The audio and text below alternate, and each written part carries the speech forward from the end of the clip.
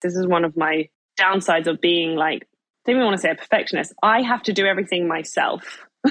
To delegate, I think, is one of my hardest things, which I'm still learning today how to do. I like to do everything myself. I like every cake to have my finishing touch before it goes out the door.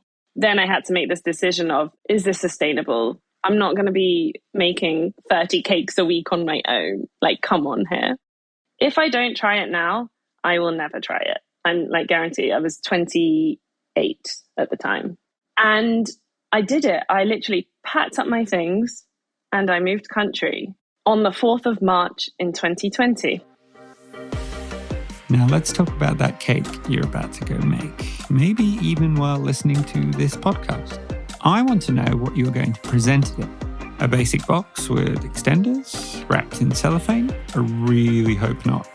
There really is a simpler way to go about this by using OLBAA tall cake boxes. They're super strong, luxurious, they assemble in a minute with no extenders, no cellophane, and no fuss. Best of all, you get peace of mind when you hand it to your customer for its journey home, knowing it will arrive safely. You've just spent hours making that cake, so why not present it in something that shows it off? Check us out at www.olbaa.shop. Georgia was one of the first people I approached about OLBAA boxes when we first launched. This is early 2020, just before the pandemic. It's amazing to think 3 years later, she's on our podcast. Georgia has done so much in baking in such little time. The home cake business. She went to a commercial kitchen. She supplied cakes to brands like Harrods. She's done training and classes. She then moved the business to Israel. She set up an in-person cake school. She partnered with somebody. And then she's also, during all this, built a very successful YouTube channel. It's hard to know where to start, but we certainly did enjoy this chat. She opens up quite a bit about how all this started, and she's had to make so many changes along the way to keep the business going and specifically growing in a direction she wanted it to.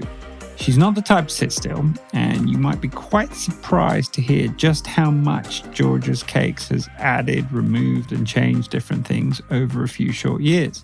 She's quite private, so we're really honored to be able to talk to her and get to know more about the real Georgia herself. I think you'll really enjoy this one, so let's hear Georgia's baking journey.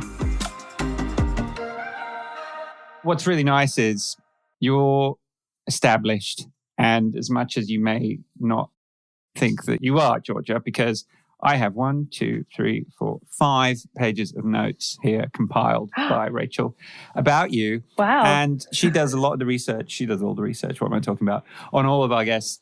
And she doesn't always come up with 5 pages. So it's it's really quite good. You've made her job easier in some respects because at least there's stuff about you we can go figure out. And there's lots of places to actually dig in and track your journey, which is really cool. What's interesting is nobody, or I can't say nobody, a lot of people will know this who've researched you, but a lot of people won't know this about you, is that you really were going to go study nothing to do with culinary skills or cakes or anything like that. I would even call you a bit of a nerd because I'm a nerd. Like, you're good at maths, you're into like architecture. You got me. But then you also have the creative, obviously, because you like photography. Your interests are varied, but it's not like you're just 100% creative. You're on both sides, right? No, exactly. Yeah, I think that was part of the struggle. And it's nice that you've given the background so I don't have to go into all the complex. But you said it quite well. Like, I had this balance between academic subjects and then creative subjects. And especially in England, I know that we have listeners from all over, but in England, you kind of have to decide your direction pretty early on. When you're choosing your GCSEs, when you're 14, 15, you're already narrowing down your subject choices to then study at A-level, to then go on to university. So it's quite early on. So I kind of followed what I was good at. And like you said, it was a mix. Yeah, it definitely is a mix. And you keep going down this path, though, too, because it's almost like, you want to keep learning more and more about it. But in the back of your head, you've got something else telling you, I don't know if this is really what I want to do. This is really the right path. Yeah. And that just keeps growing for you? Like, it's always there? Yes. And I think later on, we'll definitely see why that I'm always like, not necessarily looking for something else, but looking for the next thing, the next experience, even the next skill. even not necessarily specific to create something creative. But back when I was kind of figuring out what I wanted to do, I did try a few things before I got into cakes and baking. What would you say you went the furthest path down before you got into baking? Well, I did an art foundation course. I don't know if you know or anyone listening knows, an art foundation is, here's lots of subjects in art. Because even though art was one subject at school, there's many categories in art. And even within that year, I chopped and changed between graphic design, fine art, fashion design, textiles, costume. Then I kind of landed myself in animation. No one else was doing animation at the time. So I was like the only student on the course doing it. And my final project of my animation course was me hosting a cookery show, and all the food was animated. Yeah. And everything I did from that point was actually food related. And there was kind of like an inkling to, oh, okay, I've got a slight obsession around food here. Yeah, because I understand too from your animation time, you realize too, you're not the person to just sort of sit behind a screen and just, you're not really, you're using your hands, but with a mouse, it's not really the same way, right? And no. you're creating, but you're creating behind this wall, and it's just a very different approach. And I don't think that, it didn't sound like that gelled well with you. No, and also what you have to understand is even growing up, dream job at Disney sounded incredible, but the reality with animators is that it's all computerized. So even in I want to say the olden days, but back before a few years, they were hand drawing things still. And now the only hand drawing would be very rough sketches of a storyline of a movie. And then it's hours upon hours sitting at a computer. So most of the people who are now doing animation are actually computer programmers. And that's definitely not me. So there were nice creative parts of it. We did do a few 3D animations, but it wasn't allowing me to explore myself creatively. Yeah. So that's where I had this gosh, I've gone through all of this to get to this point and I'm still not satisfying my creativity. What else is there? It's like a gut feeling though, isn't it? It's like something that's saying to you, this isn't right. I'm not really enjoying this. It's quite a slog. It's quite... For sure. And having to spend all those hours doing something that you don't enjoy.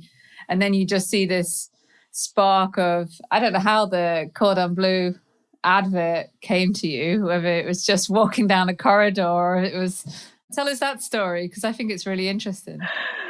Yeah, so again, I think this inkling at the back of your head saying that this isn't right, but right there in front of you, you kind of had no choice. And especially for me, and don't forget, it also costs money, all of these things. So meanwhile, even though, yes, you can get student loans, it was still money spent on the education. And then it was actually a girl who was doing the same course. And I kind of was like, oh, we've got this lesson today. And she's like, it's a bit weird that you're not excited like I am. And I was like, wait, you like what we're doing? And she's like, yeah, I love it. I'm excited to come in every day. And I was like, yeah, I'm not. And she's like, I think that's a sign to say you're not fully enjoying the course and this isn't for you. And that was at the same time as, I can't remember where I saw the ad, but I do remember missing a day of college, literally bunking because they were quite strict with our attendance. And I just made my way to Cordon Bleu and saw this open day. And I was like, yeah, I'm not going to tell anyone that I'm here. I didn't even think I told my parents. And it was like that. I got a cartoon mind. So you can imagine me walking in and going my big eyes open. And I'm like, oh my God, people do this as a living. And then walking through the school is amazing because they have these windows in the classes. And I was just with my hands on the glass, oh my God, I'm so jealous of everyone here. And I hadn't had that feeling about anything else prior to that moment. Then I had the conversation with my parents and they said, again, changing your mind. Anyway, this is the last time. This is your last chance. And I was like, I promise it will be worth it. Yeah. And hopefully I proved to them the decision was, but 100%.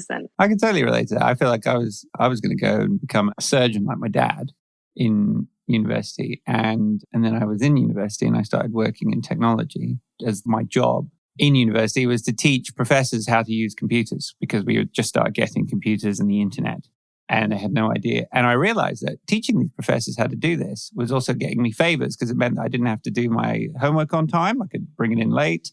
I could coordinate exam times with them as long as I made sure I was giving them the appointments to teach them how to do stuff. And I was really having a lot of fun. And I said to my dad, I don't think I want to do med school and all that. And he was like, ooh, I don't know. You're on a slippery road there. Where are you going with this? So I've already got a job lined up. When I graduate, they're going to pay me this much money. It's going to be great. And he's like, all right, 6 months. I'll give you 6 months. Let's have another chat. 6 months later, how's it going? Oh, I've got another job. They're going to pay me more money in tech. At that point, he's like, yeah, okay. I've lost you now, fine. Yeah, it's at first, like, I think we're all kind of set out as like this, with this expected path.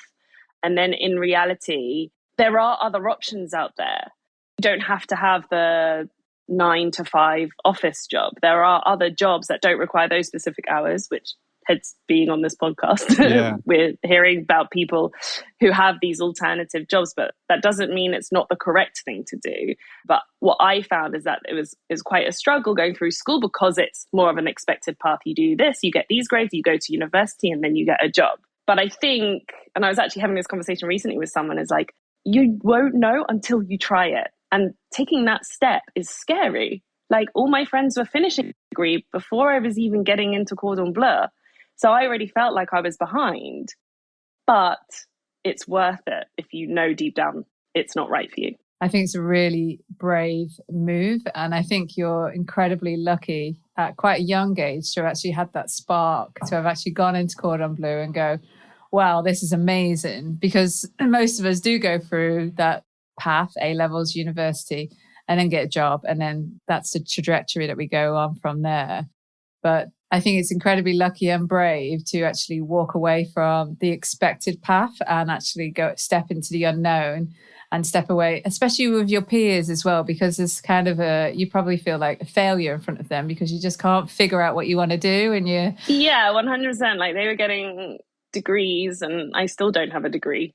And even nowadays, I'm a bit like, oh, what am I, when I have kids, what am I going to tell my kids? Oh, well, I went down the obvious path, but I want you to have a degree. I think you've got a far more interesting story. Rachel, you almost went for Cordon Bleu as well at some point. Yeah, I did. I was exploring it. I quit my corporate job. I used to work at Apple. And I started exploring baking. So it was breads, biscuits, everything, chocolate. Those are amazing. It days. just became an obsession, Delicious. right? You replace one thing for another.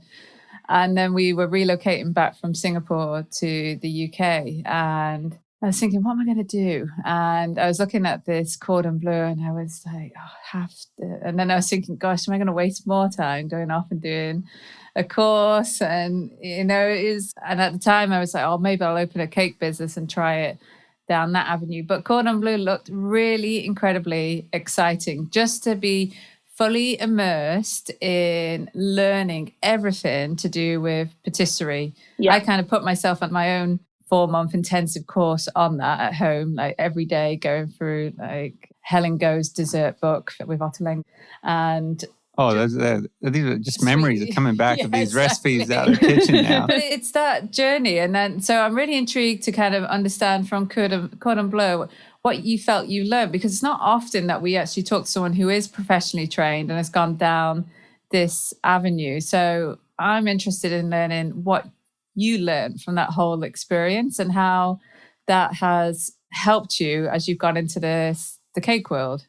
So it's a good question, but I think I had in my mind before I even started is I know the story, and I'm not saying this in a negative way, but I know like quit X and then start making cakes from home, which so many people have done and people have made an incredible business out of it. But I felt by having a formal training would not at all make me better, but have something else to kind of offer. I can then have the knowledge and adapt things to make it very much my own style to then apply to whatever I did. Meaning I wasn't going into Cordon Bleu saying I'm going to have a cake business in a year's time at all. I did go in saying, I don't want to work at a hotel or restaurant, which is kind of how they train you up to be. But I do want this extra understanding because, yes, maybe one day I will want to do something on my own. And I'd like to think that people will appreciate that higher level of training. And therefore, if you're offering a luxury product, there's my reasoning for it. if that makes sense. No, I was going to ask that, like, because it's right after that you started putting yourself in jobs in food, right? Working at deli, working, in cafes. And well, I guess what I'm trying to ask is, like, how much of that could you apply just straight away? Did it just prepare you immediately for when you walked in, or was that just a completely different? So what's actually amazing was seeing the contrast between Cordon Bleu and the cafe I was working in. So luckily I found a job in central London, which was like a few minutes up the road from the school, and they were very flexible with my hours. So some days I went to Cordon Bleu, like we started 8 a.m. and we had a 3-hour class or lecture, and then I'd go to the cafe and complete my shift, for example, for the rest of the day, or vice versa. And Cordon Bleu is very much like clean, polished, high end. And I would say the only thing is, in reality, it's not quite like that in the real world. Like everything is literally shining white and new. And in reality, most kitchens, yes, they're clean, but it's usually in a basement or like no windows. And you're not in your chef hat with a neck scarf and a clean apron. It's the real world, and it's very much more hands-on. You're not making like one eclair at a time. You're making a huge amount. You're using lots of physical energy. And so what I'm saying is that you kind of have this like lovely polished version at the school, and what it taught you were skills and how to do things. But in order to bake at larger quantities and how to see how a business runs was coming from my work at the cafe. So I had a good balance. Other people on my course still had regular jobs going on the side, or they were just doing this for the time being. I was actually the only one in my small class that was working in food at the same time, which is kind of how I think I reflect of my work today, is kind of this in between. At the cafe, we were making flapjacks, cupcakes, brownies. At Cordon Bleu, I was making a croque and bouche and entremets.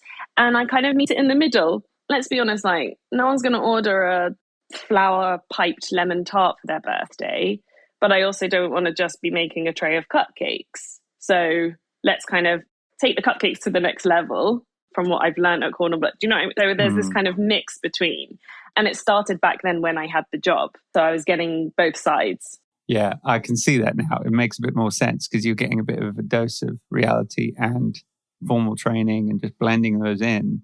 Because you're right, it's a total mess. You go, and especially if it's a busy cafe and, you got hundreds of people coming through a day and you're working long hours. And the real world, a successful cafe is a nightmare to work in the back of. I've worked in restaurants and fine dining as well. And even in fine dining, if it's busy, it's still a bit of a chaotic, organized, but chaotic mess back there of doing stuff. So I can certainly see how that blends in. But then is this point of working in the cafe, and then, you're obviously creating a lot of sweets and desserts and whatnot. There's a point where people sort of tracking onto what you're doing and asking you directly for orders for them. Yeah. Okay. Sort of outside of the cafe, but you're still working there. Exactly. So actually I worked in 3 places, but the 2 main ones that I was thinking of is the managers were really nice and I was able to use the kitchen after hours for my own stuff. Are these cafes still around, by the way? No, they've actually gone. Such a shame. It's a shame you go back down memory lane. No, I think they were taken over. One was a coffee company mainly, and another was a local deli.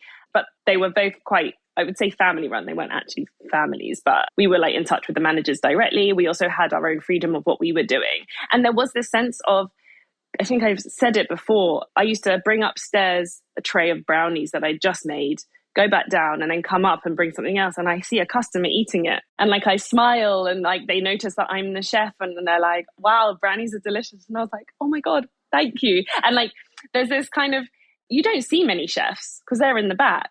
But the places I worked at, you actually had this customer interaction. And especially the deli that I used to work in, it was much more local and friendly. And I was coming up and down all the time. Everyone knew my name. And that was when kind of people started to ask me specific for orders. So they can obviously see I do the baking. Oh, my daughter's birthday's coming up. Is there something you can do? And that's where the cake orders started coming. So yes, I was making the coffee cakes and Victoria sponges for the cafe, but then I'd make something a bit more special for someone's birthday. And then that person has a friend who also has the birthday coming up. And we all know that even though the wonders of social media, but word of mouth, especially when it's something like cake that someone is experiencing it in front of them and eating it, there's nothing better than word of mouth to get your name around. What year are we talking when this started? 2015, I want to say. Okay. Why? I know I'm a bit jumping, so bring me back if we're losing track, but it's kind of in the same timeline. I was making cakes on a more regular basis by then, but it wasn't until Instagram started, and as well as the opportunity to make a cake for Cara Delevingne back in 2015, did then the Instagram come into play, and my orders went up and through Instagram.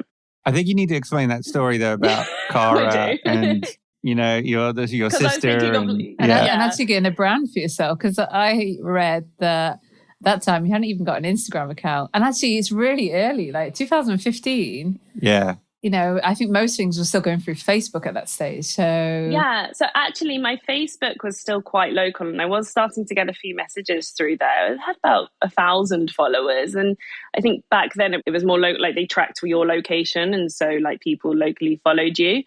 But yeah, so I was making these cakes, I was taking some photos of them, and then I heard of this thing called Instagram. I could not understand it. I didn't know what a hashtag was. I didn't know what tagging meant. What, you have a page? It's like Facebook, but just photos.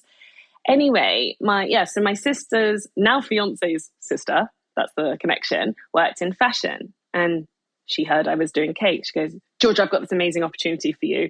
We're doing a DKNY collaboration with Cara Delevingne. We want to present her with a cake. We want you to make it. And I was like, wow, that sounds cool. Oh, and she's going to tag you on Instagram. And I'm like, wait, what? And so like in a week, I made this account. I put some awful photos, which I think I ended up deleting because, when you first got Instagram, you were obsessed with all those filters on it. So I was doing these borders filters on these cakes. Like with the, horrible colors. But I just had to have something. And also, you have to think of your name. Yeah. So, in panic mode, what do I call my... I'll just do George's Cakes because what else could it be called right now? And it stuck. And anyway, so I made this cake. When it was out of fondant, I kind of made a jacket of one. It was one of the pieces of the line that Cara had collaborated.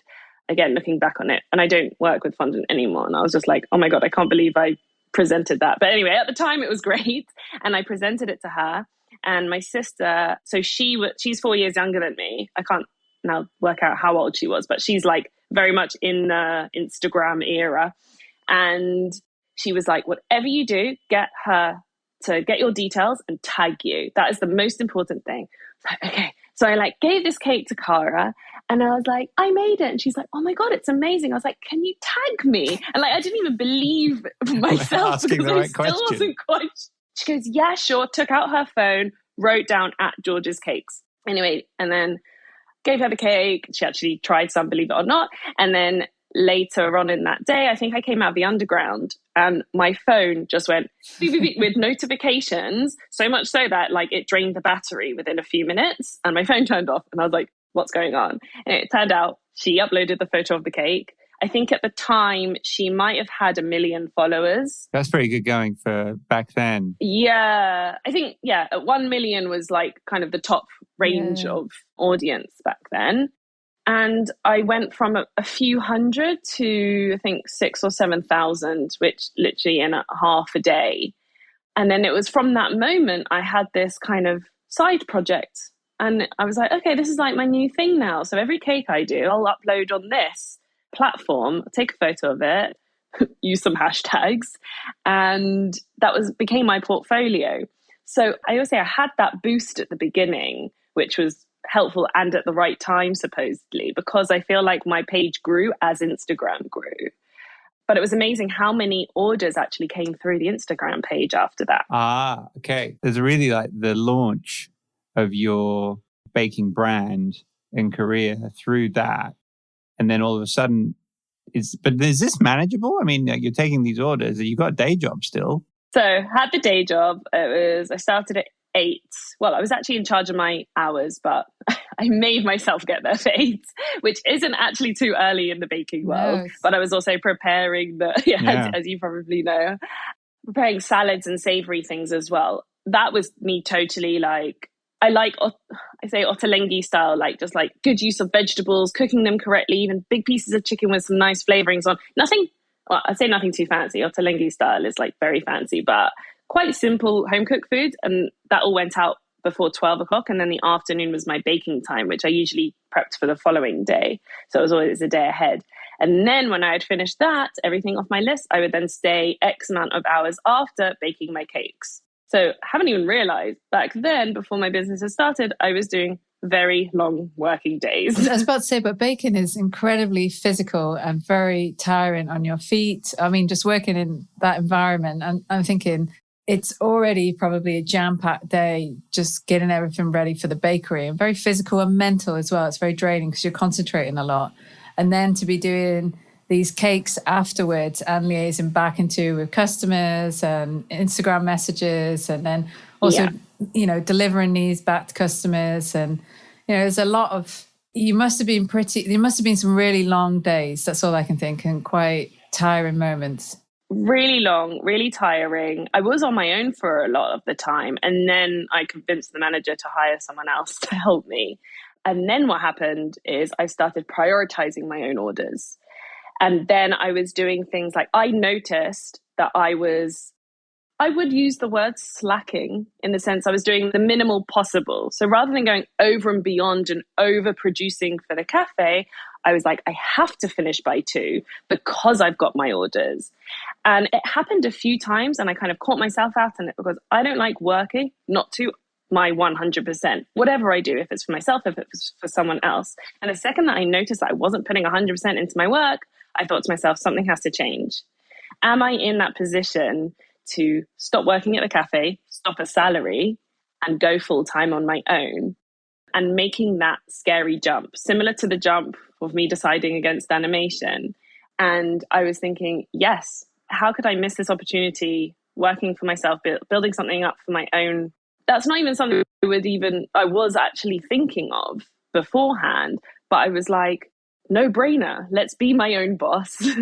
Rather than me baking for someone else, I could be baking for myself, also financially. And that's when I made the decision. And to just go, if it doesn't kick off, I could pay rent for 6 months. Let's give it 6 months. Let's put my all into what I'm doing. Let's see how it goes. I made the jump and have never looked back since that moment. Was that roughly around the same time where you posted your time-lapse video that went a bit viral on Instagram? Yes, it was. I actually think that was after I made the decision to go completely self-employed, a few months after, because I had more time to focus on what I was doing. And I noticed obviously my Instagram was growing and people liked seeing what I was doing.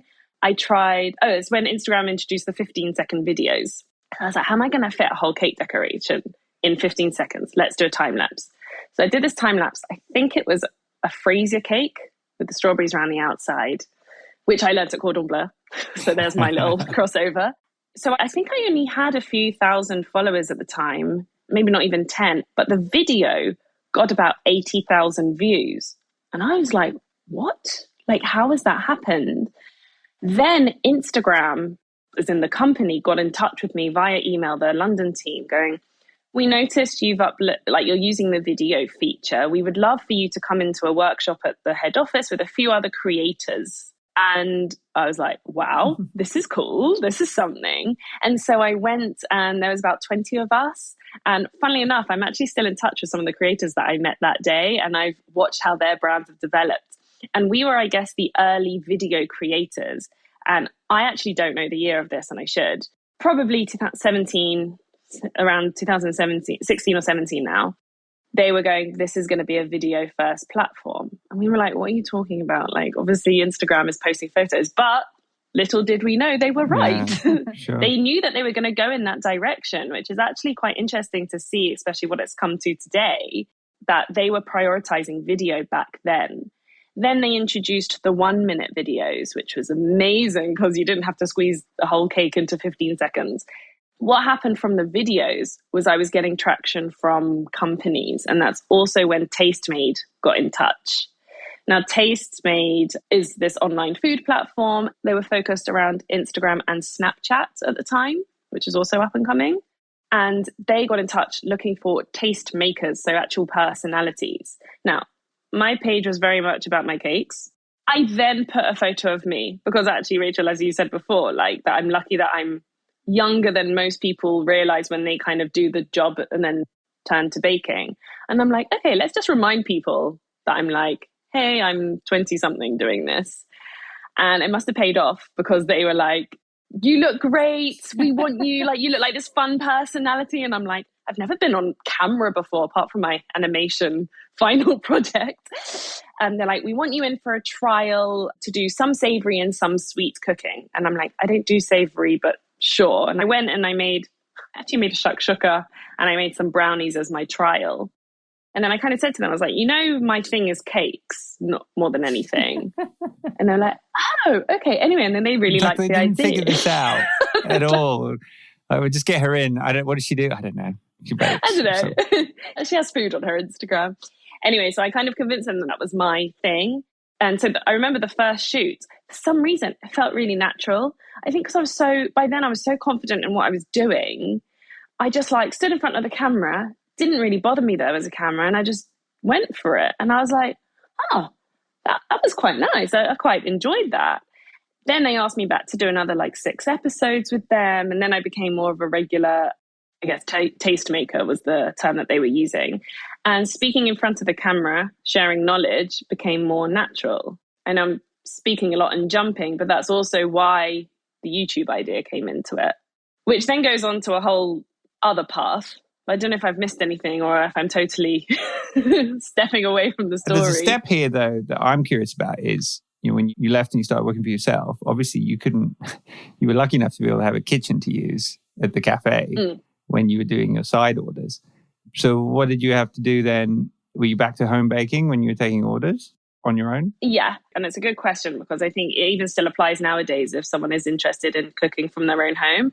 There are certain licenses that you have to do. So I think slightly before I made the move to home, I did look into it.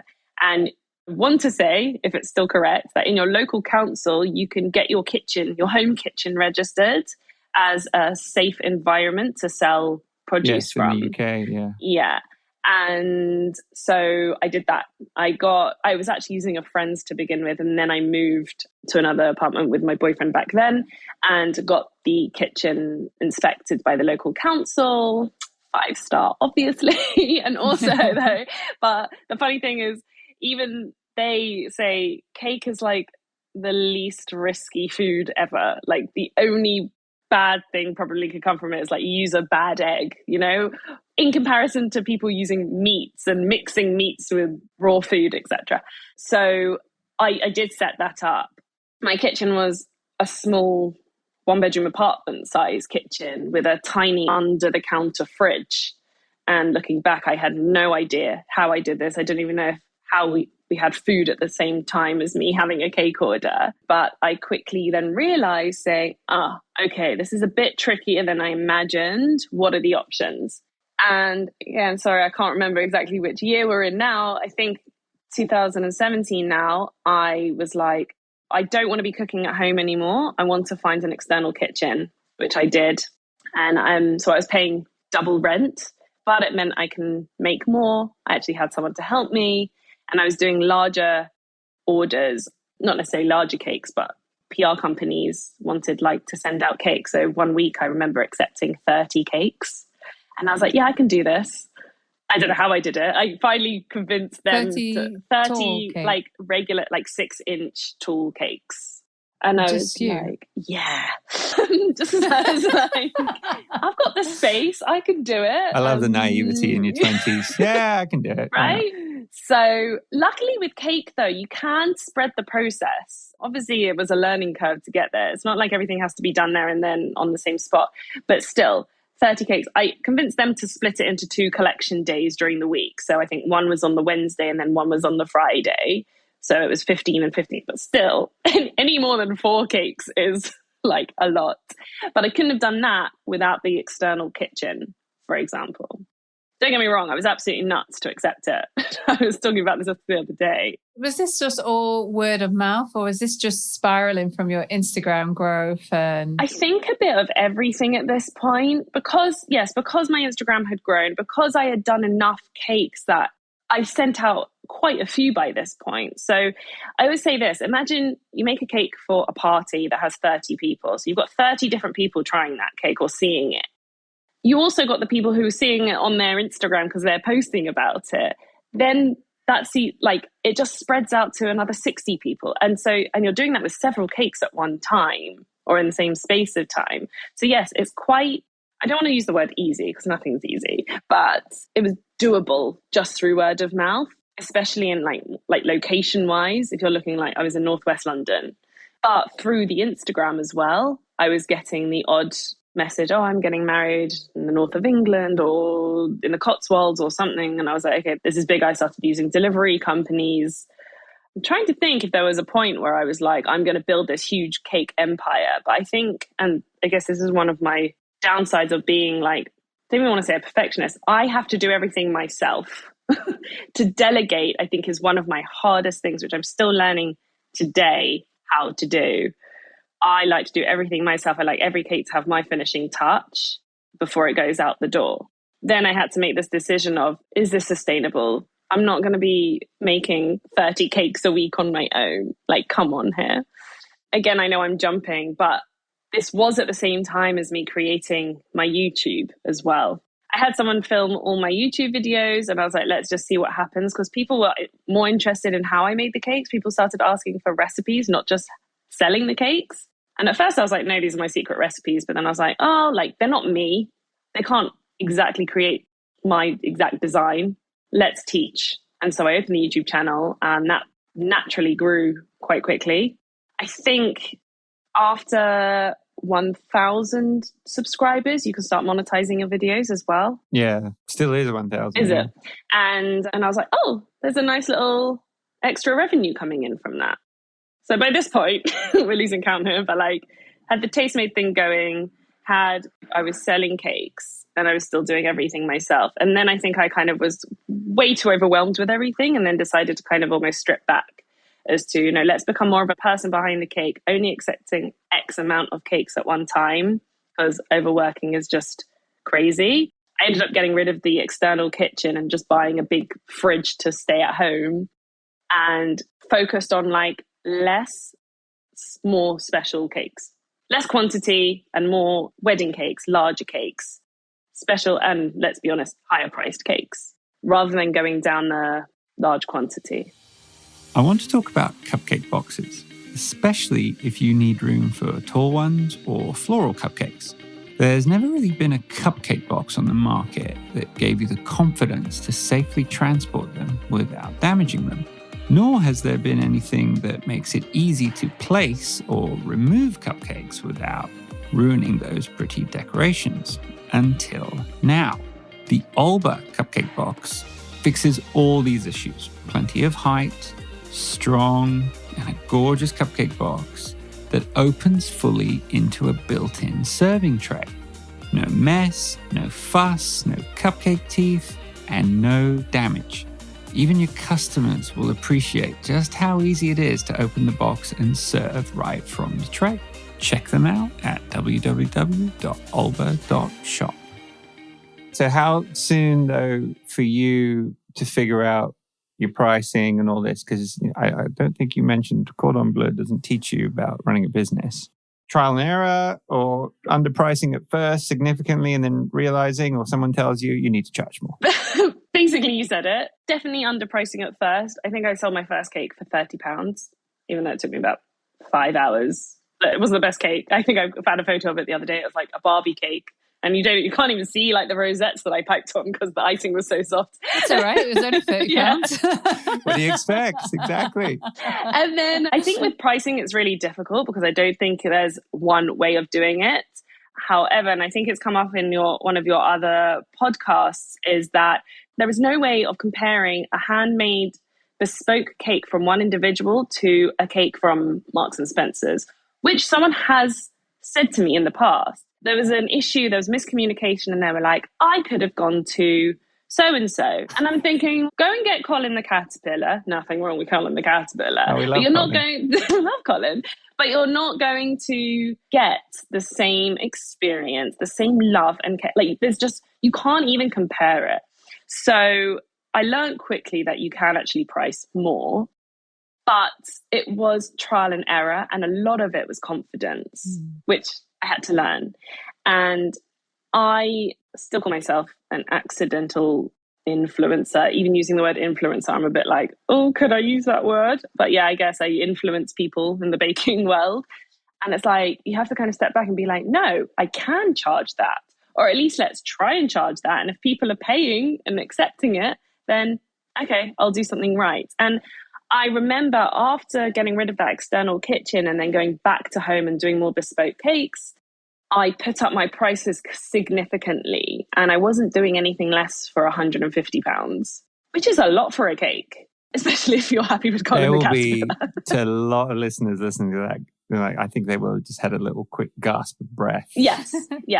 Hearing that. And now, granted, you are in London at the time, right? Yes, in London.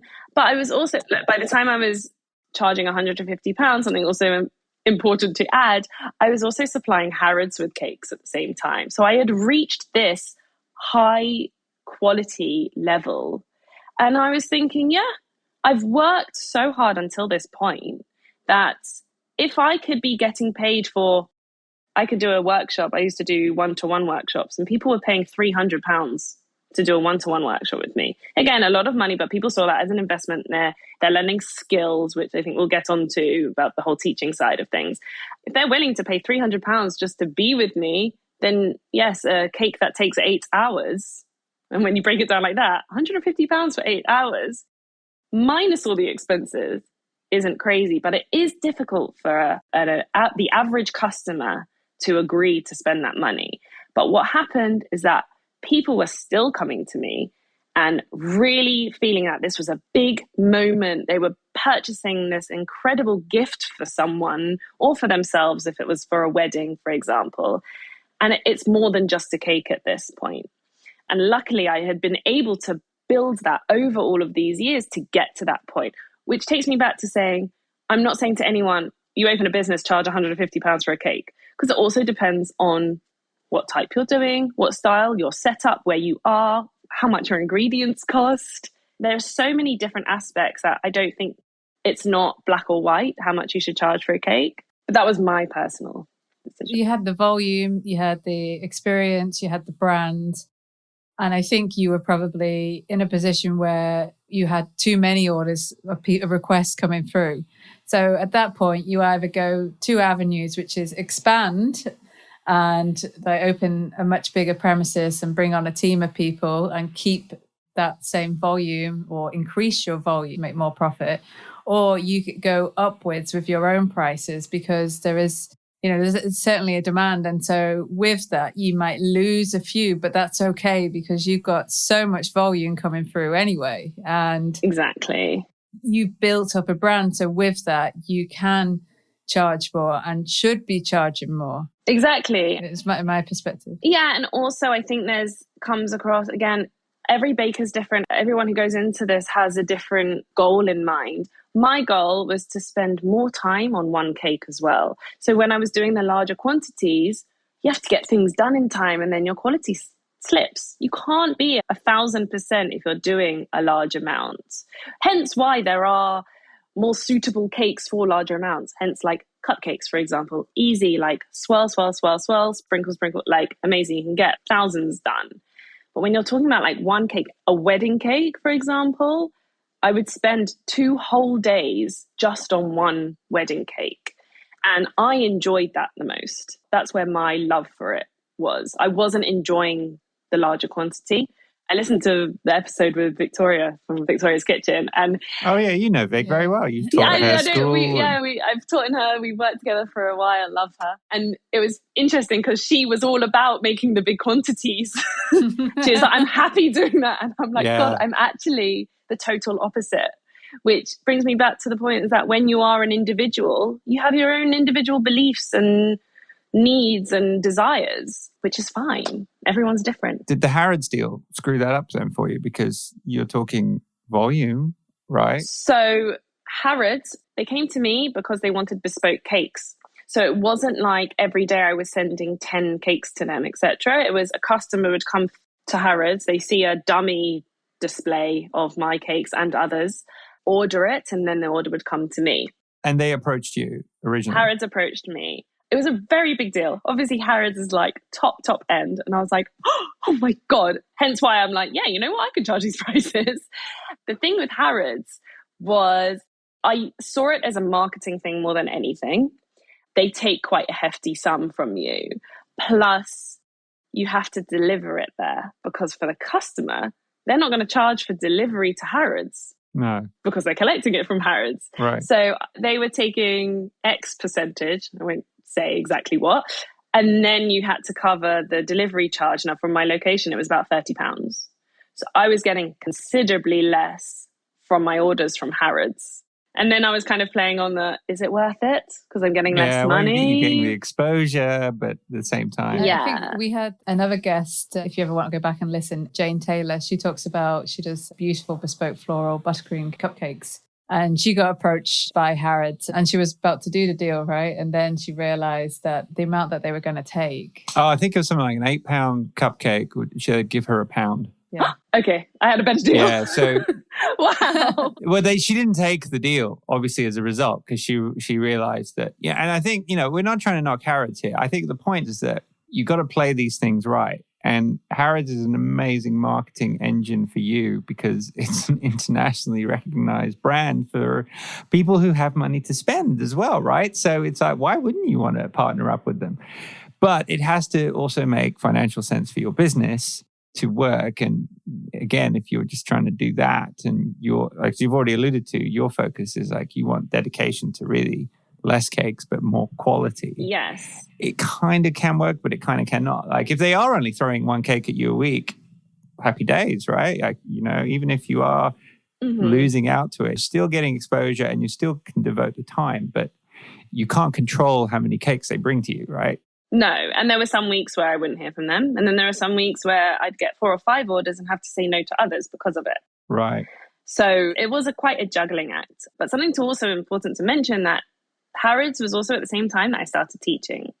So kind of coming on from my YouTube channel and this idea of sharing knowledge. And then I did some in-person group workshops, which also I massively undercharged for at first. But I started to teach one-to-ones from my home, like I said, charging a considerable amount, and also fell in love with teaching. So I had these two things going on. And then when you step back even more and thinking of like all the stress that goes around getting Harrods or any clients, the stress around a cake, because let's be honest, it's a pretty stressful job. It's not all happy bouncing and flying around in your kitchen making cakes. There's a lot of stress that comes with it. Or this pleasurable teaching experience when you're teaching someone a life skill, which actually luckily came very naturally to me. And seeing someone come in and leave with a stunning cake because of just my teaching, I'm like, wow, this is incredible. And I wanted to move more into that market rather than just selling the cake. So the cakes kind of became more of a side thing. And then the teaching became a focus, which also by this point, I was also doing like paid partnerships on Instagram, which we all know can pay quite nicely. So you look at your finances all the time when you're self-employed, pretty much on a daily basis. You have this kind of freak out of, do I have enough money to live? And you're thinking, well, a paid partnership pays this up here. And then you have a cake order. I'd rather take the paid partnership. So by this point, like I was saying, the cakes very much became a side thing for me. So if I was going to do one, I want to price it accordingly to make it worth my while. That's kind of the best way to say why I was pricing cakes at this price as well. I think it's also a bit of marketing too, because you've been in like the Daily Mail, right? You've been Glamour, all this like they love a headline like that. 300 Georgia cakes charges £300 for a cake. it stirs a bit of clickbait too, right? To say, what on earth are you getting for £300? Yeah. And for those people who do not buy cakes very often, they're probably going to read that. They're going to be the people who read this and go, oh my God. But hey, look, it's awareness for your brand in many respects. Absolutely. And from working in it myself, I've also gained a huge respect for all those independent small businesses. I think there's a big wave in England, especially. Support your local baker, support your small business. I'm hugely appreciative. And I notice myself buying more from these small businesses because I am one myself and I appreciate it, which also comes with everything else. Customer service, how you talk to people. It's easy. If you're speaking to a large company, say if you haven't got a washing machine delivered, you can have a go at this guy who's probably not even based in the UK. But when you've ordered something handmade, bespoke for you, it's almost like, yes, you're paying as a customer, but thank you so much for taking your time and creating this beautiful thing. It's a totally different experience to any other sort of purchase that is made. So again, like when ordering a bespoke cake especially, you cannot compare to going to the supermarket and buying one of those ready-made birthday cakes at all, which I enjoyed. Yeah, and it's nice not to have to even explain that to that customer either. That whole process. We've got to talk about like when things shift, because you have a major shift in your life. You do not live in England anymore. We're talking to you from Israel. So there is a point that comes across here where you change everything up. I shook everyone up. The only thing you've kept is your brand name and your YouTube channel, and practically. You're at the pinnacle of success as well. Well, or perceived, right? Externally, like you have an amazing cake business. You're working with lots of brands in the UK, around the world. You're a TV personality. You're doing so many things. It was kind of like you turn the page in a book and you're like, what? And you're like, when I was reading about you, I was like, I like this girl. She just because it's like your gut feeling is like, this is not right. And I'd love you to expand on it. But what I'm doing right now is great, but there's something missing in my life. Yeah. And it did come as a shock to many people. And what I also want to say is I've never been too open about my personal life ever. Online, like I have thousands of followers and it's very easy to fall into that trap. I'm not saying it in a negative way because people do it for a living and it's amazing. And like I watch and follow people who happily share everything about their life and it's great entertainment. It's not for me. Just as a side note, Georgia, don't have a personal Instagram, for example. I'm not a very out there person with my personal stuff. So not many people know I'm Jewish and I have a strong connection to Israel. I have family here. I've come here many times on holiday during growing up, seeing my auntie, my cousins, my grandparents now live here. So yes, to people, it was a shock and going like, why Israel? And I was like, oh, for me, it's like so normal. I'm here all the time. I've got best friends living here. And there is a sense of the style of life. And I'm not just talking about the weather because it's hot and sunny most days, but it helps. I just wasn't feeling 1000% at home in London, even though I've always grown up in London.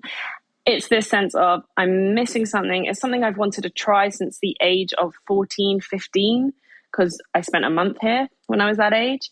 It was always at the back of my mind.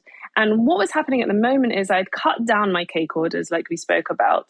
I was becoming more of a personality online, virtually. And yes, I was teaching the in-person workshops, but I was getting more and more opportunities online. And my YouTube was very much grown by then. And a part of me was like, I could probably continue this, not being located in the UK. Let's try. No one's saying this is forever, but I did make the decision because I was almost like, if I don't try it now, I will never try it. I'm like guarantee. I was 28 at the time. And I did it. I literally packed up my things and I moved country on the 4th of March in 2020.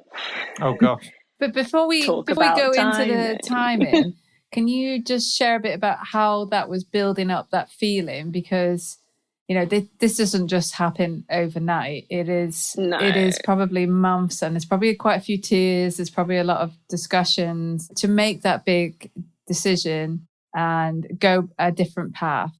Can you share a little bit how you were feeling at the time? Absolutely. So I think because I had always known I wanted to try it, it wasn't so much of a big thing. But I think it took a lot of time from especially my family and friends to realize it, that I wasn't kidding around. I was actually going for it. And I think there was obviously a lot of questioning of what's going on with your business. And I was like, I've got confidence that I will continue doing what I do, just more online. And the beauty about being here is that it sounds far away, but it is actually only a 4.5 hour flight. It's like just at the other end of Europe. Like I said, I got family here. My family in England are constantly coming across. And it was this very commutable idea. So it's not like I'm going to live in Australia and you're never going to see me again. It was, I'm going to be over there. Come and visit. I'll come back. Funnily enough, I had already booked to come back a month after I had moved for the Passover holiday. We'll get there. And I think I was so focused, maybe even like tunnel vision. I had this end goal in mind. I wasn't really paying attention to actually how others were feeling about me leaving. I was doing it quite selfishly, but it was scary. But what I had also planned, and so it wasn't, again, I didn't just pack up my things and leave, but I was planning it. So I did actually host a few workshops here in Israel, mainly in Tel Aviv and surrounding areas, started to build up a little profile for myself. I met my now business partner during that.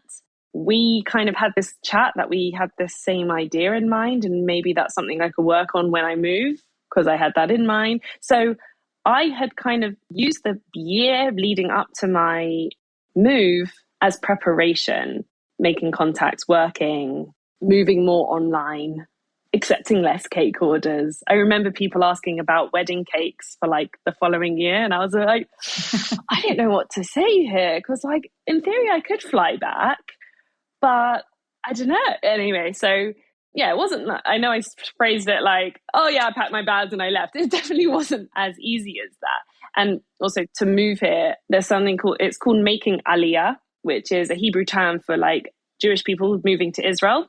It's almost like, I guess, promoted. Like you get a bit of money, they help you out with your shipping, they provide you with Hebrew lessons. Like there's actually a whole organization that you go through. They get you your passport, your ID number, etc. So there were official things that I had to go through to the move. You can't just show up on the day with your passport. So I did that all in advance. But I think it was until I kind of saw the moving men in my kitchen taking all my things. And I'm like, oh my God, I'm actually doing this. Wow. I wonder what it's going to be like. So yeah, it wasn't easy, but I am glad. Like no, relocating is huge. But it was huge. Doable. Have done a few in his lifetime. Yeah. Yeah, I think 4 international. Oh, wow. Oh, all over the world too. It's not even like, I've done the Australia one. It is far. You don't see people very often. I can vouch for that. It's massively far. Yeah, but the whole idea was, I was saying it to myself as well. I was like, I'm going to be coming back 5 to 6 times a year to do workshops, even for if someone orders a wedding cake and it works out timing wise. Like, I'm up for it. I moved here to kind of be located in 2 locations.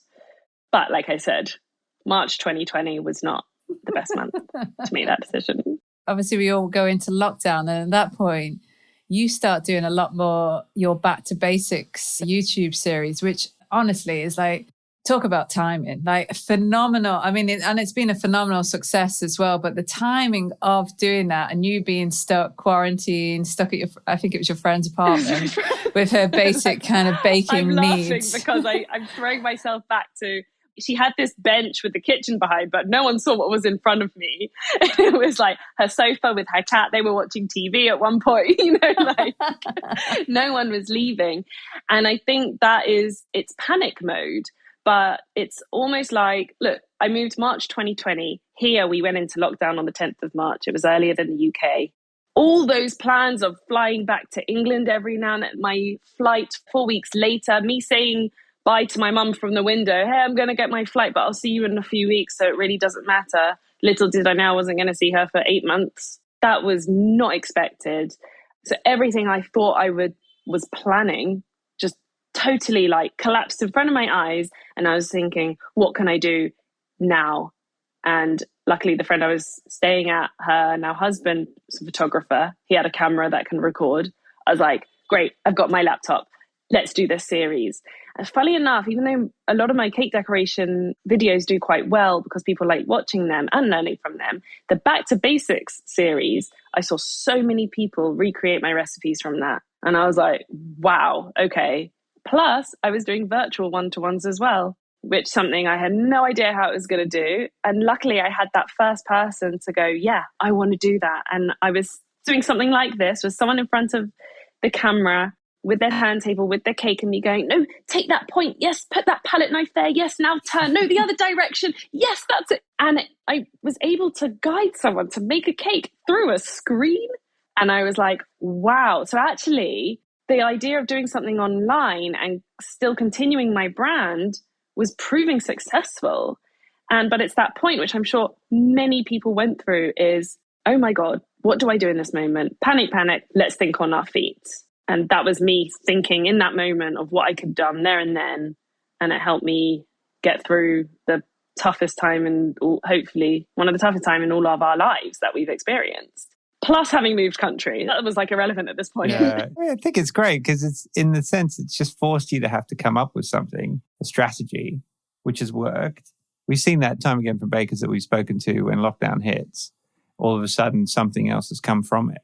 You know, whether they become content creators, whether they've found a new avenue in their business to do, pivoted to something else, or picked up a new ability through lockdown just to be able to continue their business and learn from. So, you know, it's just brilliant to see that. But it doesn't stop there, right? Like if we just, okay, we're just going to skip the whole lockdown bit. Yeah. Because there is a point now, if we look at what you're doing today, it's not what you were doing in lockdown.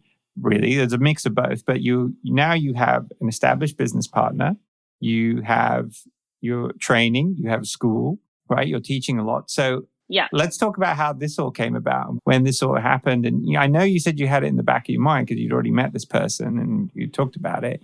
So how quickly, did lockdown just sort of force you to just accelerate those plans as soon as things started to open up? Very much. So Liat, my business partner, she and I had this idea, and then obviously lockdown hit, and then we actually came out of our lockdown, I think in the May time, because that's also when I met my husband, which is another story, another podcast. But in that May, I think we all felt it. After that first lockdown came out, we were like, oh, it's over, cool. Let's go back to normal life. And it was within a month, we started looking for places. We found a place, we signed a deal, we opened, and then we got shut down again for lockdown. But we did this very quick decision making. Because we kind of had lockdown to think more about it, we were so on the same page of what we wanted to create. We wanted to create a baking school, very much like Victoria's Kitchen. And I openly said to her, I was like, I love your business. I want to use it as a business, like a model for us. And she was like, yeah, absolutely. Like, go for it. Because I just love what she does. But it's this idea of a fun place rather than something like Cordon Bleu. Yeah, serious place. Still professional though. So we literally opened the doors at the end of August, and then we went into our second lockdown in September. A bit like, maybe this wasn't the best idea. So now I can't remember your exact question, but I think it was decision making. And whether COVID, our decision making. I think it was just, we were still in this kind of decide in the moment. Let's not think about it too much. You don't know what's going to happen next kind of thing. But when the second lockdown hit, you didn't decide to walk away. Obviously, you'd caught enough. Not only did we sign a year for the premises, so we were actually under contract, which maybe wasn't the most sensible thing to do mid-pandemic, but we did it anyway. We did DIY kits. And we quite quickly, I think together with Liat's local following in Tel Aviv, and my larger following, we built up quite a big audience quite quickly from the studio Baker Street. And we did DIY kits where we were making like little cakes and delivering it to people. We were literally going in cars, which was really fun when one of us went into quarantine. So the other had to do it on our own. But what happened is, again, I can't really remember the timeline, but the rules started to come in that a certain amount of people were allowed in certain spaces. We were very much a grey area. I think hair salons were allowed to open. So it was allowed one client per person working. So there were some people who have 12 people working with 12 clients in. Our space is 100 meters square. And we were like, we think it's safe enough to have 6 people in, spread out, all in masks, windows open. And it actually became a COVID activity for people. So we had this stretch of having come out of the second lockdown, of people knowing about us when there wasn't so much else going on. Come on, let's lift our spirits. Let's go and do a cake decorating workshop. So we were lucky enough to have that period of time. And then by the end of that first year of 2020, we were kind of back up running, had busier classes. Then we went into another lockdown at January, which we just were like, we've had pretty crazy run so far. Let's just sit this lockdown out. I was doing more online one-to-one, so we were okay, like personally, and Liat was still making cake orders, which she does. And then it was from like the February time onwards that we kind of had to really focus on building up the business without any interferences, so to speak. I'm really curious, if you don't mind me asking, why you thought it was so important to go in with a business partner. Why? I mean, you could have gone in with your brand and maybe got a silent partner, or maybe gone in and done it alone and created your own cake school, an online cake school, extending your brand from London to Tel Aviv. Why was it so critical to... Do you think it was just the personality and how you and Liat actually clicked, or was it something that you were consciously looking for? It's a really good question. I think, firstly, we clicked. I think that was really important and rare. We didn't know anything about each other. I think me moving country, let's not forget, it's not an English-speaking country here. We speak Hebrew. I don't speak Hebrew. Well, now I do a bit. I can now host a cake class in Hebrew pretty much, which is quite an achievement. But back then, I didn't know the locals. I didn't know where you get your ingredients from. And plus, whilst I had an international audience, especially Tel Aviv is quite a closed community. And Liat is the cake maker in Tel Aviv. We met on that first date. We looked at each other in the eye and we said to each other, it sounds like we've got the same idea here. Let's do it together because we don't want to be in competition with each other. And we were honest from that day one. And then every idea was just bouncing to and from. Then we found out we had a family connection. And then everyone in the family was like, oh, like it's so-and-so's daughter, and which always helps. But honestly, I think there was a part of me that maybe I was like, oh yeah, I could do it myself. Looking back, and especially knowing now, could not have done it myself. I could not have thought anyone else to have done it with. So lucky to have found her, that we had built up such an incredible brand. It made it more enjoyable. Cake decorating, cake making is a lonely job when you're doing it from home. It's so nice to moan about how your buttercream's not working to someone who actually experiences the same thing. Which I also think why this podcast is amazing is because people listening do have an interest and can relate as well. So best decision. And also, I think it always goes back to what Rachel says, because I witness it. I'm not the baker, but it just looks really lonely, right? On your own doing this. It's sometimes very therapeutic, though, to have that time out. But yes, but if you were just doing it every day, you're in a debt, because it brings you to my next question is, you've led a very busy baking career. So what you haven't talked about, though, is like those moments when you just kind of crashed and burnt yourself out. And, because I'm sure you've experienced it. And I'm just curious what you did to what you saw that as. Like, how did you recognize what it was and how you got out of it? So definitely several times that's happened back when I was making cakes, and especially now. And actually it comes into context, especially right now. So we're in May 2023. And I don't know if you know this about the studio, but Liat and I have come to a joint decision to actually close the studio at the end of June. It's been an amazing 3 years of what we've built up. But I think you said it, and there's all sorts of reasons, but the main thing is financially. We had this dream. We've done it. The business has done incredibly well. We've never been in any sort of debts or anything, but having planned out at the beginning what we thought where we'd be in 3 years' time, and reflecting on where we are 3 years later, because of how, we opened mid-pandemic, et cetera, et cetera. Oh, yeah. Cost of living crisis. It's not just in the UK, trust me. Butter it's insane at the moment. Anyway, all these different factors that we didn't see. I wasn't expecting to meet my husband 2 months after I moved here and get married and go on honeymoon and, thinking about the future. And a part of it is it's almost this constant struggle and fight, because with a school, and I guess with cake orders, you're always fighting for that next order to come, that next person to book. And you do reach a point as a human being that you get burnt out. And what we both came to a joint decision of is, as much as we love what we've created, as much as we love what we do, we're a bit tired of the fight. And yes, we've paid the bills at the end of the month, but it would also be nice to take home a salary. And like I said, we're not quite at that point that we had hoped to be 3 years down the line. So let's be sensible and make a decision whilst we've built this amazing brand. And also, what's important to note, we've also, through Baker Street, the studio, we've done a few online courses, and we're actually in the process of recording another one, which are these pre-recorded courses that we do together, which also makes it more fun and are sold globally, which we do get paid from as well. So let's focus on this amazing thing that's come from the studio. Let's do the sensible move of closing the physical doors, and also focus back on ourselves and what I've been building up over all these years. And I know we've raced through that 3 years, but it's just been this crazy insight of what it's like to run a baking school, what it's like to do absolutely every little bit of the business, speaking with people, social media, teaching, cleaning, buying ingredients, everything that comes with it, plus doing our own thing. So I still do the odd cake order here. I do my YouTube channel. Liat still does her cake orders. And then so we can kind of just go, enough fighting. Yeah. Take a moment. There's only so much one can do, and it's okay. And I think it took for us to realize if this isn't a failure.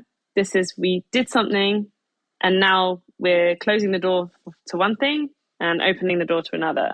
And it's also come at an amazing time because I'm also releasing my book. So do you know what, Georgia? Just looking back and reflecting on you're still really young as well. On your career, but you've almost gone and dabbled in lots of things and done really well in them. Like, you've built up single-handedly a very successful cake business on your own. You've then worked with brands and partnerships, which you continue to do. So you understand that. You built a successful social media presence across multi-platforms as well. Then you moved country. Then you set up a successful cake school. Now you're releasing a book. It's almost like and you also, I forgot to mention that you've been a head chef in cafes, right? And restaurants. And so you've had all these experiences, and each time it's like, it gets to a point where you're like, all right, maybe I should do this or try that. You're not willing. You keep pushing yourself, and you keep getting to a point where you go, all right, I've hit some doors here. I'm going to go push this door and let this door, close that other door. And I think it's really brave. Thank you. It's really refreshing. And because it's not easy to let go of something. It's not, these are your babies that you've let go of. And it takes a long, long time sometimes for that to settle and let go. But it's almost like you're always at the next. All right, what's next? Right, I've got my book. What's next? Yeah, the other thing too is I quite appreciate you sharing that, you making that decision to close that part of your business here on our podcast. That's I feel quite like, wow, broken some interesting news. But I think this news, though, it really just summarizes the challenge of being a business owner, entrepreneur versus the outside world looking in at what it's like to be an entrepreneur, and how you rate success and how other people rate success, and the pressure that you put on yourself versus what other people see. There is so much in this wrapped up in mental health and struggles. And absolutely. And because it's your own business, you can't separate from it when you go home. It's just there the entire time. So this shit is not for everyone. It's just not. Like, not everyone can be an entrepreneur. And you just find ways to manage the stress and anxiety on a day-to-day basis. And you find so much out of it, but you have to look for the long term. And I think that's what you're doing. You're moving pieces around this puzzle for the success in the long term. Because while you have certain things that are doing very well, some things aren't doing as well as you want them to be. And that's why you're making changes. And I think as long as you stick to that and you're which you are, and you don't let other people think, oh, well, then she failed at this. You can't say that, because I don't think you failed. Like, if you went and asked you, the people who went through your class, did you enjoy it? Did you learn something? Who's going to say, no, I hated it, I didn't learn anything? It's just not going to happen, right? No, exactly. We've taught hundreds and hundreds of people life skills. We've learned so much. And it's something that, a couple of things that are important. One, I never regret anything. Even back in my animation days, doing art things, everything has taught me something along the way. For example, animation, I learned how to do my website for my cakes, for example. Secondly, stay true to yourself. Don't pretend to be someone you're not. Don't pretend to be this, like, for me, like, oh yes, my business school, the school's amazing. Let's just forget all those bills that are, like, be real. We're real humans here with feelings and lives to juggle. And then thirdly is to really separate what other people think. And for me, that's one of my hardest things, but that's also why I don't share too much. And I'm specific on my cake profile. It's about cakes. Yes, I shared a bit about honeymoon. People do like to see. But, like, for example, sharing the post about our studio closing was giving me anxiety. What are people going to think of me? Am I a failure? Have I moved country and opened this new school and then all of a sudden I'm closing? No, I'm just being realistic here, and it's okay. It's okay for things to close. It's okay to say, enough, I'm going to do something else. Luckily, it's come at a good time with my book. It's also going to give me the freedom to travel more with it. I've got some workshops in the UK coming up, hopefully more later in the year, hopefully in the US, etc. There's all these opportunities that having this physical studio space was preventing me from being so flexible, which was my actual original plan of moving here. So it's kind of like this lovely circle. And like I said, 3 years later, I've improved my teaching skills. I can speak another language, kind of. If anyone who knows me was probably laughing, because I think I can. But I've developed these huge skills that I would have never been able to do having not have done this journey. There's no right or wrong. Everyone has their own story. This is my crazy story. Yeah, I think it's a lovely story. And I don't regret one bit of it. Exactly. And it's nice because there's a lot, even though I've got 5 pages of notes about you, I still don't know who you are until I sit down with you and talk to you in person. You've been quite emotional listening to your story, actually. But also just such, really, you don't see it that often. People posting on Instagram like, oh, we're closing this. It's seen as, and maybe it's more of an internal feeling, like I haven't failed, I haven't given enough, I haven't done. But in essence, if you don't close that, you will not open doors to the other things that you want to do and the other opportunities that are waiting to happen for you.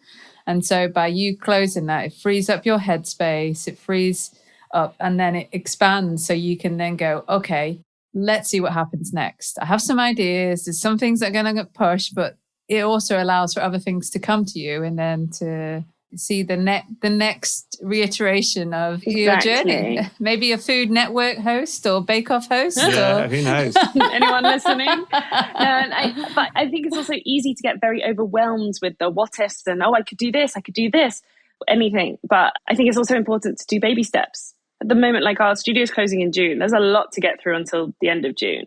So I'm not going to think about next year already. And that's something I think new, because I was very much like thinking quite far and in between. I was kind of thinking in the moment and thinking far ahead. But this time I'm really going to take time. It's okay if not everything happens in the next month. It's okay. Let's see. Yes, there is financial stresses. Luckily, I've got, like YouTube and other incomes that I have built up over the years and with the book as well. But yeah, to be really in touch with my sense of knowing what's right for me, taking breathers. I was going to say one of the best things about living here is that on Saturday, it's Shabbat, it's the day of rest, and no one works on Saturday. As a self-employed person, it's very hard to switch off, but I've really incorporated that in my life, that once a week I switch off, barely on my phone, I do not post, I don't do anything. And it really helps me think clearly about the rest of the week, which is crazy. And I never know what the new week's going to bring, not being in a routine, etc. So yeah, I think it's really helped me get to this stage as well, and hopefully will help me get to wherever I end up in the next few months, because it's part of the excitement as well.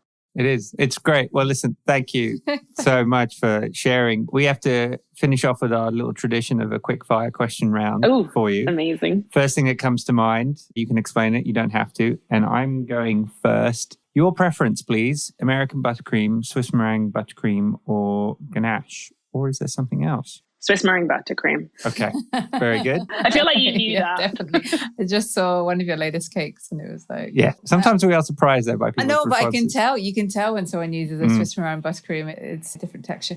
One aspect of bacon you won't compromise on. Butter. Very good. I love it. What butter do you get over there, by the way? Oh my God, there's a butter crisis at the moment. If you're lucky, you will get regular European butter. Funnily enough, the Israeli make is a very white butter, which works amazingly well in buttercream. It keeps it white and it doesn't have much flavor. So you actually taste the meringuiness from it, but it sometimes just goes missing from the shelves. And so you run around and getting like one block from here, and then you're like, oh no, I have to spend double the amount on getting like the European. Butter's a whole thing, but I do not compromise. I would rather spend double the price on getting the butter than using anything else than my recipes. Got it. Before you answer this question, I forgot to ask you, what is the name of your upcoming book? George's Cakes. I have it here. George's Cakes. Perfect. So you can't use this answer, use the book for this answer. Can you share a baking book from your bookshelf, please? Okay, I can't use my own. I think I'm going to go with a classic, Delia Smith. Oh, we've not had that answer. No, we haven't. A lot of the recipes that I use are based from hers. Classic things that you can't mess with kind of works. I thought you were going to say your cordon bleu. Yeah, something like no. Don't think I've opened it since I left. Who would you want to make your next birthday cake?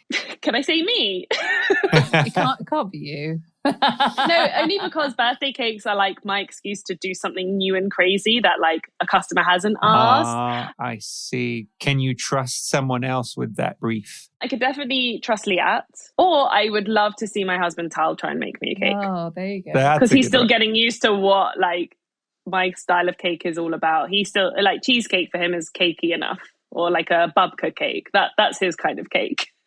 Not sponge and buttercream. I made a birthday cake for Rach once. Yeah? But it wasn't like to her style. It was probably more to my style. What did it look like? It had like cream and strawberries and a vanilla Victoria sponge. And yeah, it was I thought it was great. It was amazing. I think that, I had 3 cakes. It was amazing. And as a cake maker, you get so sick of cakes as well. Right? Yeah, exactly. It's like, well, you're never making this, so I'm going to make it. Anyway, listen, thanks, Georgia, so much. Really, really appreciate that and enjoyed it. And I'm sure we're going to see so much more coming out of you in the next year. Good luck with the book. It's going to be amazing. Thank you so much. This was so fun. So fun chatting to you guys. And hope to see you in real life soon as well, not just virtual. Very, very soon. Bye. Thank you. Cheers. Bye-bye. That's episode 21 of My Baking Journey. Hope you enjoyed it. Everything you need to know about Georgia is in the show notes with links to all her websites and social links. We are back next week. So if you want to automatically be notified that a new episode is out, just hit that follow or subscribe button in your podcast app and you'll be all set. Just a reminder, this podcast is brought to you by the team at OLBAA, packaging for bakers designed by a baker. We will see you in a week's time. Bye-bye.